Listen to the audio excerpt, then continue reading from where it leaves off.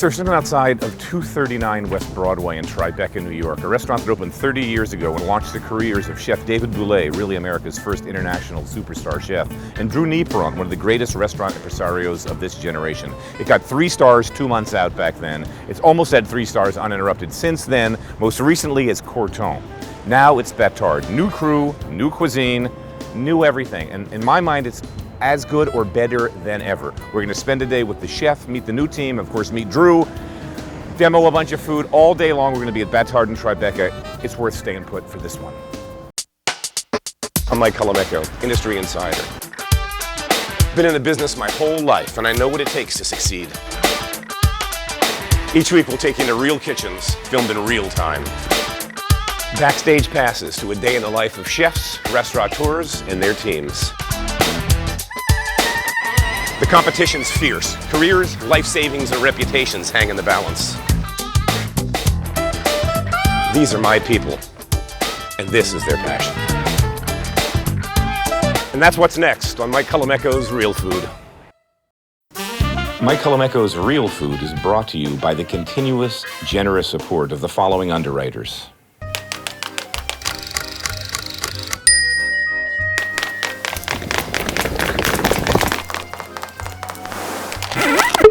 Extra virgin olive oil from Colavita, an Italian family brand. Rachel Ray's signature specialty food line, designed for preparing meals at home. Lou's Naturals family of brands offers all-natural, minimally processed meats, free of antibiotics, hormones, and nitrates. From our family to yours.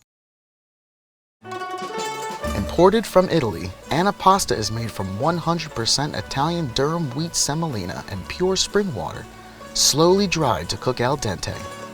Recipes online at cento.com. Katie Holmes and Tommy Cruz. It'd be really hard to overstate the importance of Drew Nieporent to this Tribeca neighborhood. He opened Montrachet as a pioneer almost 30 years ago to the day, and Drew did to this neighborhood what Danny Meyer did to Union Square. Both these guys are full-on impresarios who really represent a generation of change in the New York restaurant industry, shepherding in kind of the downtown casual fine dining scene at a time when it didn't exist, and really responsible for where it's gone to this day. Drew. Hey, Mikey boy. How Pleasure, you doing? brother. Thank you. So we're sitting here today, not for the first time. We filmed here a few years back under a different Burgundian name. Talk about this place and go take me back, because I remember you opened in '85, so we're 30 years in. 30 years at this location under various names. Right. Just take us back in time to Looking 30 years good, ago. right? Yeah. Like Muhammad Ali. Well, 1985, of course, was a different time in New York City, and this neighborhood was fairly desolate. There was one culinary flag here, and that's Odeon. Right. And I would jog in this neighborhood, and I realized that there was a potential to do something because the rent was very inexpensive. So I found this location. I could afford the rent. I think it was $1,500 a month. And I remember how much money you raised. Don't even talk about it. Well, I think the Two number other investors. was really my mother, $50,000, a fellow classmate of mine from Cornell, $50,000, and then a colleague of mine who's to this day our partner, Michael Chin. And so in April of 1985, we opened Montrachet with a young chef by the name of David Bouley. And 7 weeks into it, we got 3 stars from the New York Times. Brian Miller. And I've said this many times, it's the equivalent of winning the lottery without being able to collect the cash. And but You're 30 years later. That rendition went for 22 years. Then of course we redid this restaurant as Corton, which did tremendously well for 6 years, and 2 Michelin stars. And 3 stars from the Times. 3 stars from the Times. So leads us up to the present time that I really wanted to reassess. But I was very fortunate. John Winterman in the front of the house, Restaurant Danielle for many years. He and Markus Glocker, our chef, were circulating a little business plan of their own. And when I read it, it was bizarre because it just sort of fit like a glove. So, Markus, how are you? congratulations on everything, man. Thank you so much. I mean, not even 6 months. We got 3 stars from the Times. Relax, have fun, and then a Michelin star 4 or 5 months in. It's fantastic. Yeah, we're very happy about that. Yeah, and the room's packed. The food is fantastic. We're going to ask you to do some demos today, which we appreciate. Yeah. Talk to me about the first dish we're going to see. First dish is actually something I wanted to sort of from back home. Tafelspitz is like an old school dish back home, which is boiled beef. And what we do here is we use the same sort of idea, but we make a terrine out of it and use American cuts. So layer and layer. So Layer and layer. meat, garniture, a little bit of the consomme that has the gelatin in it. Correct. And then another layer of meat. I mean, this is like time-consuming, old school, building a terrine layer by layer. For sure. And what's wrapped around it? We just cook the carrots in the bouillon as well, and then just take them out, cool them down, slice them thin, and that's going to be the coating on the outside. Classic. So what we have is a garnish. I mean, egg is classic for boiled beef. Basically use the egg yolks. We just smoke the egg yolks, puree them with a little of creme fraiche.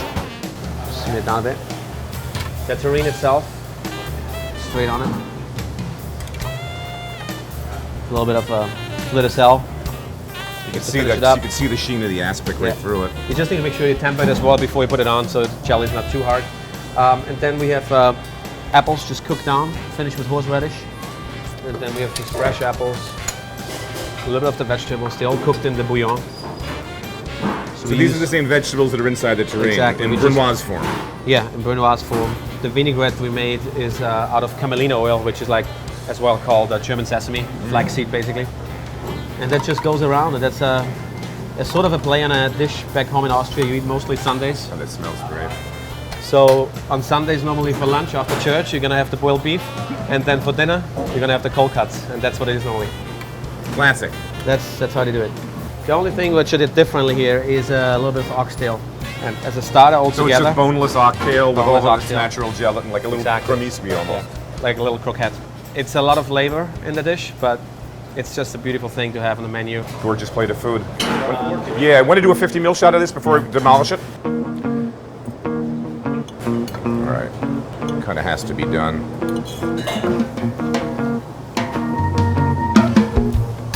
It's so hard to describe how much is going on. How big and rich and satisfying this is. Sherry in there and the consomme, there's a little Madeira in there to finish it. Gelatinous, rich, and this guy has to be ridiculous. This has to be eaten. Sorry. The space has always been a great platform for rising star chefs.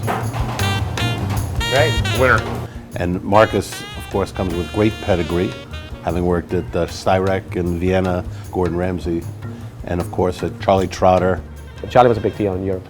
So I flew 3 times over. He didn't give me the job. I had to fly 3 times over to Chicago. Just worked, be told no. Worked there, and just to be told no. And then on the 3rd time, I think he was precise enough, and really, he saw that I really wanted to work for him. And then he's helped me out with the visa and everything, and I got in. In Europe, I mean, not to talk differently about the American cuisine, but at that time, you know, the perception of a European chef going to America was like, in America the food is not that what it is in France, for example. There was like the idea of those chefs. And when I went over to Charlie and saw like, okay, we get the fish from the Skiji market, FedExed in, the best products. I mean, there was no shortcuts. I was amazed by it. And so I said to myself, I want to see some more restaurants in the US. And yeah, we've caught up. I mean, your comment about France, Europe and America was true for the 70s and 80s and part of the 90s. It was true. And then suddenly something tipped. It was like reversed. It just reversed. And I would argue now that as good as anywhere, and maybe as better than anywhere. And Germany was great to work in all these great restaurants and see the food there. It was perfect. The technique is perfect. It's almost too perfect, you know. It's just almost too perfect. Over here, you have some story behind it. It's a little bit relaxed, but at the same time very refined.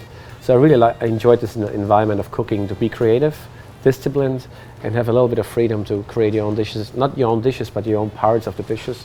Order in 1 beetroot, 1 rutabaga soup, followed by monkfish pork belly. Wait. It's just a braised pork belly. We have just a pickled onion ring, and then on the side we have just a sauce from Mexico. That's it. Okay, service pickup. Table 5. So it's basically ocean trout. We just poach it in olive oil. The cucumbers are just sliced to water them out, make a cucumber salad with sour cream, dill. We have clams and mussels on there. That's it. So the good news was when we sat down, I looked at Markus and I said, this is not going to be French food. We don't want it to be French food. And you know, he's like, well, but I'm a little bit worried. Will they accept the Viennese aspects of what my background? And I said, that's really what we want to play into. So if we're going to define what we do here, it's more of a European cuisine, which allows us to be way more expansive. And the good news is that, you know, French was sort of expired a little bit by the Italian restaurants over the last few years. Yeah, the arose. And French has seemed to, if the fine dining aspects of French, we still have Le Bernardin, we still do have obviously La Grenouille and Danielle and John George, but I think what we're doing is actually unique, special, off to the side, a little bit of this and a little bit of that, which you're going to see when you go in the kitchen. Yes, Jeff. Okay. So the next dish is actually, we just put it on last week, our new lobster dish. We have Canadian lobster with parsnip and a little bit of salsify crumble. We have a carrot sauce. But the really interesting thing is like the parsnip. So the parsnip, what we do is basically we roast the parsnip between two sheet trays. It comes out like this. So take a hot pan. I just want to get the skin quickly crispy.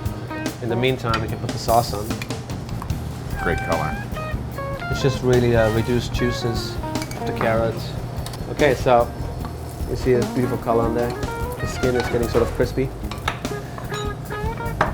It's a cool thing. It's very simple, but at the same time, it's really a really cool idea. Lobster, we just boil first, and then we pick him up in a little emulsion, garlic and thyme. We have the claws. We're gonna make a little mousse, make a little beignet. Here with the salsify. Okay. It's just fried salsify, crumbed up. We have some endive, poached quail egg. Boom, that's it. A little bit of olive oil as a garnish. Beautiful and really light looking. It's light looking, but at the same time it's fall, Yeah. I think. You're having a meeting at 5. That might be nice. People at 7 o'clock. It's an anniversary. We're going to do an extra course there. Markus and I met, I think 2008, and then I think one day just over a few pints of beers, we were like, well, what are we doing? Why aren't we doing our own thing and trying to figure that out? It was very hard to get investors on our side to really do something different. At that point, I was the maitre d' at Café Bouley. Okay. We really started getting more momentum after I became maitre d' at Danielle. Everybody was afraid to sort of drop money in a restaurant, which is like white tablecloth and the whole 9 yards. So it was very hard to get investors on our side to really do something different. And Markus and I started talking a little bit more frequently about it, and we started to figure out how to get an idea down on paper. We started working on what is our menu going to look like, what is our beverage program going to look like, and really putting together a whole package. But that took upwards of a year, at least. To have somebody who's believing as well, like normally you're going to open up and then all of a sudden everybody changes everything and then you can't get it back out of it. Last fall, Markus called me up. He's like, what do you think about the old Corton space? Like, that'd be great. All I could imagine though was like, oh my God, it's going to be like $30,000 a month rent, and what are we going to do? And Drew looked at our business plan, and I like to think that about 80% of what was in there dovetailed with what Drew thought he wanted to do with the space. So I think with Drew, we really found a good partner to change the space here and to do it our way. There's so many chefs that I spoke to, so many really tremendous chefs, and there were a lot of things I was going to do here, but I took my time, and luckily they reassessed, and we launched this together in May of this year. And of course, we're the lucky recipients of a New York Times 3-star review again. You know, Markus and I, in our business plan, Drew will poke fun at us a little bit now, but we had fallen a little bit into that trap that, the every restaurant now, the exposed brick wall and the beams and things like that. But then we realized there's still room for a little bit of elegance, a place for, I think, grown-ups to go out and dine. So we have tablecloths? No. No. The tablecloths to me wasn't me thinking, well, wooden tabletops are trendy right now. It was more the number of restaurants I've worked in, linen has been one giant pain. You have to have somebody to count it, somebody to look through it, and there's like rips and folded wrong, and every time you put a tablecloth down, it costs $5. And you want to start thinking about ironing them out and steaming them, or how far do we want to go? 3 years ago, that was the first thing in my mind. I'm not going to have piles of linen in the restaurant. I just don't want to deal with it. You know, a good napkin is fine. 3.5. 3.5. 3.5, yeah? Are we good on bread?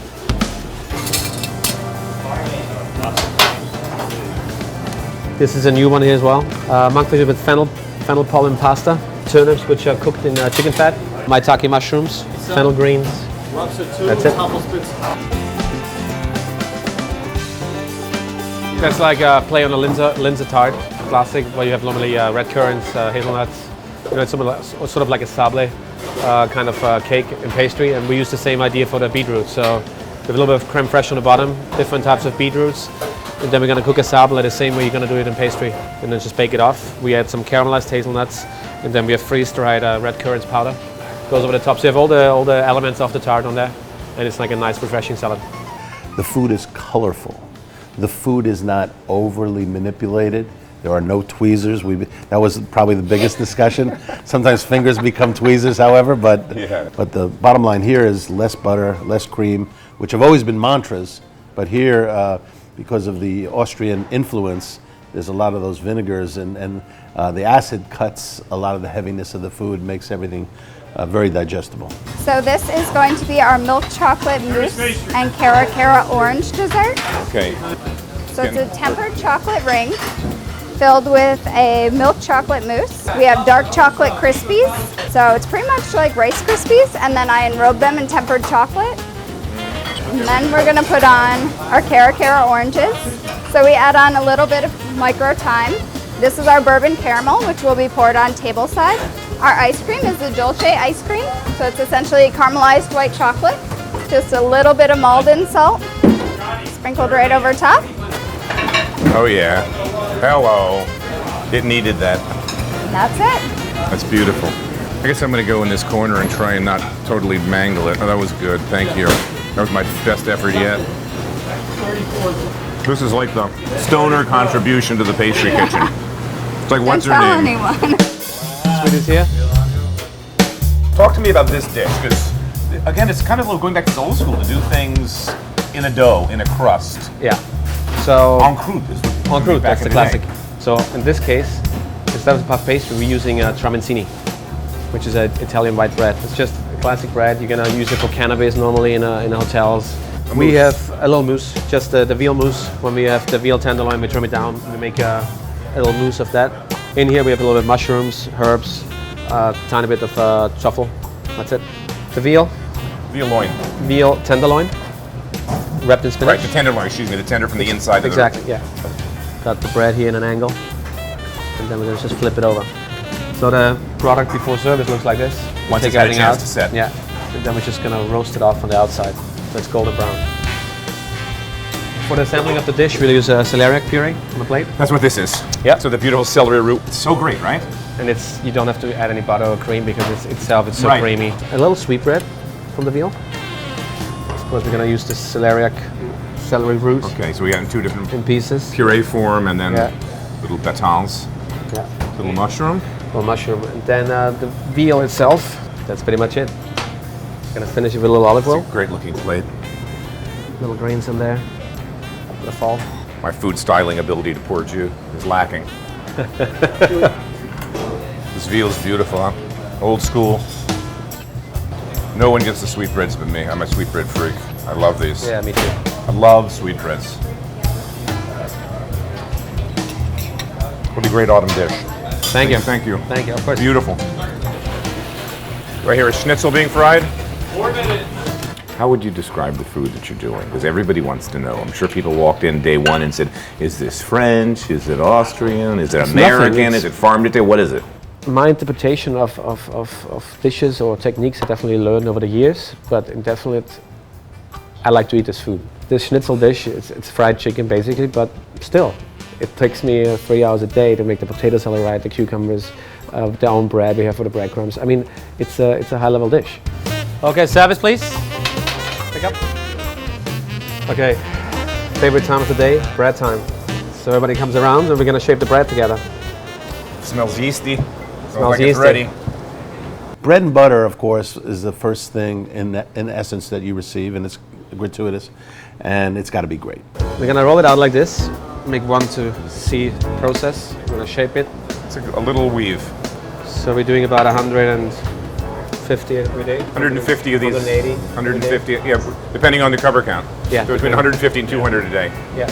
You know, there's a kind of a trend taking place where they have a bread program where they sell you bread. Oh yeah? Yeah, it's like $5, $4. That's what they, or you don't get it. In Europe, the same thing. You pay for the bread extra. So we're with Paige. I had this dessert when I was here the last time, and it was amazing. And it's kind of like is it like a play on French toast? Am I getting that right? Sort of. Yeah. Sort of. I mean, so this is a bread that you made today earlier that we saw going in and out of the oven. Yes. A milk bread. You've let it cool, then you've sliced it in these nice thick chunks, and you sauteed it in clarified butter. Now we're making a caramel that is a hard caramel to make because it's no liquid. No liquid. It's just sugar that has to be worked and moved and worked and worked, and then we're going to see how this thing comes together. We're just using like three, four ingredients on a plate. The ice cream, the berries, the caramelized milk bread. And there's no other way to make dry caramel but to stay on that bad boy and work it the whole time. Started, this is the hardest caramel to make because there is no liquid. It's so easy to make caramel with liquid. You just put them together and walk away. And it's just a grind because your right arm's moving it constantly, and it's sticky, it's heavy. That's how it's made. Now it's done. But it's so good. It's like, seriously, we're selling like, it's insane. It's like almost 40 in a busy night. Well, it makes sense when you see it.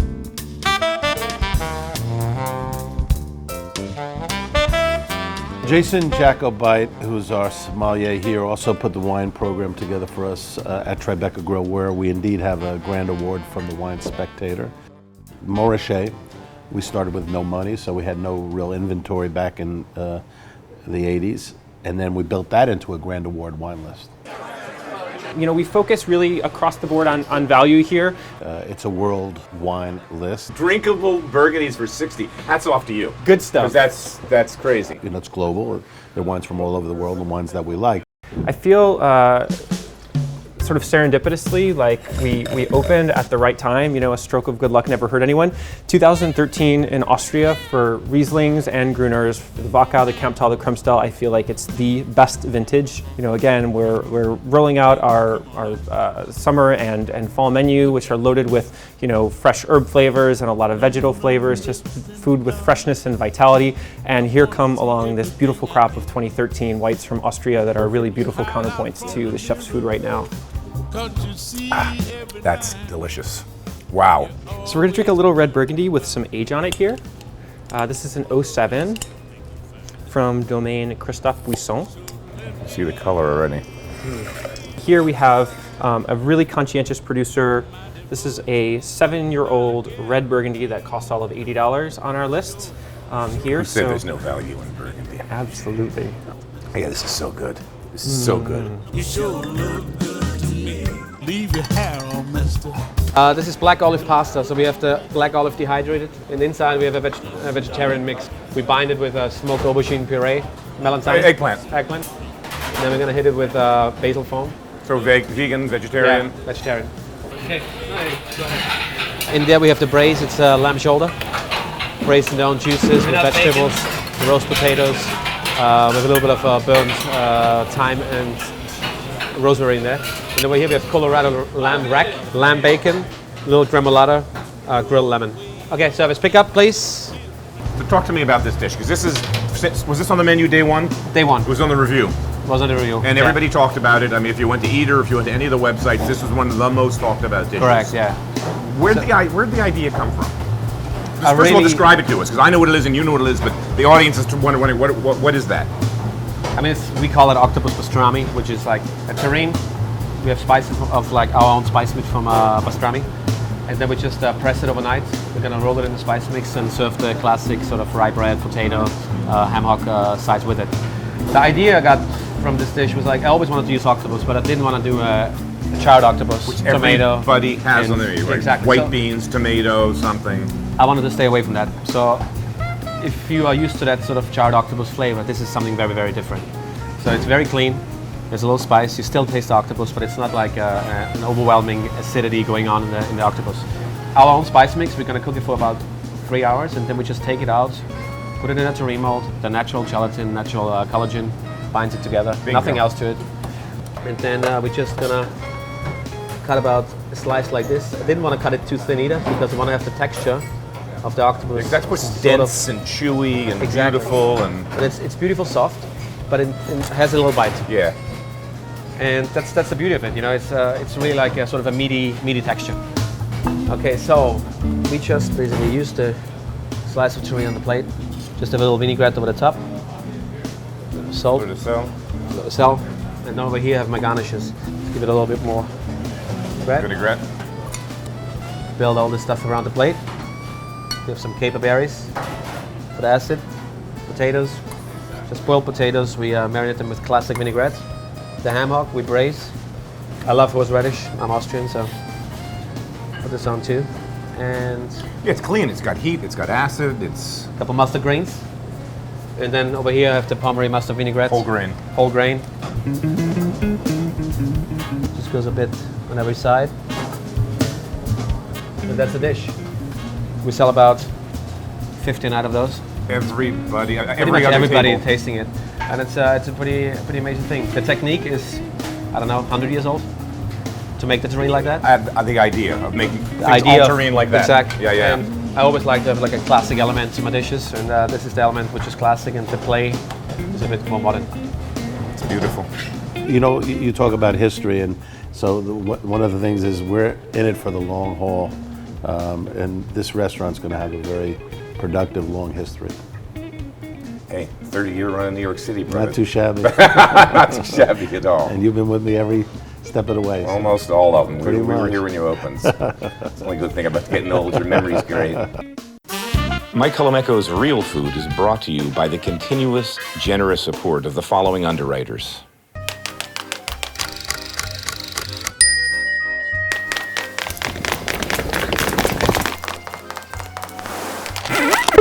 Extra virgin olive oil from Colavita, an Italian family brand. Rachel Ray's signature specialty food line, designed for preparing meals at home. Lou's Naturals family of brands offers all-natural, minimally processed meats, free of antibiotics, hormones, and nitrates. From our family to yours. Imported from Italy, Antipasta is made from 100% Italian durum wheat semolina and pure spring water, slowly dried to cook al dente. Recipes online at cento.com.